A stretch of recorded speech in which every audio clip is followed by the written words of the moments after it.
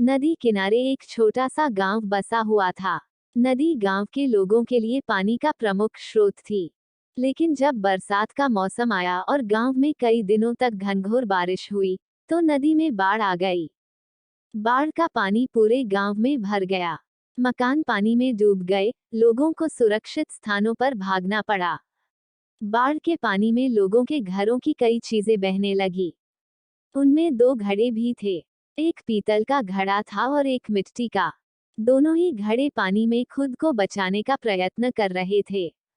पीतल के कठोर और मजबूत घड़े ने जब मिट्टी के कमजोर घड़े को संघर्ष करते देखा, तो सोचने लगा कि मिट्टी का ये कमजोर घड़ा आखिर कब तक खुद को डूबने से बचा पाएगा। मुझे इसकी सहायता करनी चाहिए। उसने मिट्टी के घड़े से कहा, मित्र सुनो, तुम मिट्टी के बने हुए हो और बहुत कमजोर हो।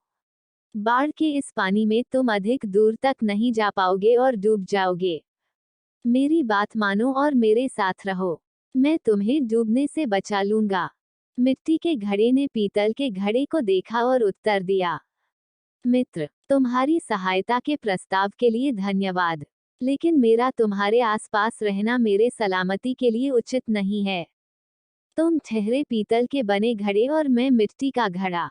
तुम बहुत कठोर और मजबूत हो। अगर तुम मुझसे टकरा गए, तो मैं तो चकनाचूर हो जाऊंगा। इसलिए तुमसे दूर रहने में ही मेरी भलाई है। मैं स्वयं ही खुद को बचाने का प्रयास करता हूँ। भगवान ने चाहा, तो किसी तरह किनारे तक पहुंच ही जाऊंगा।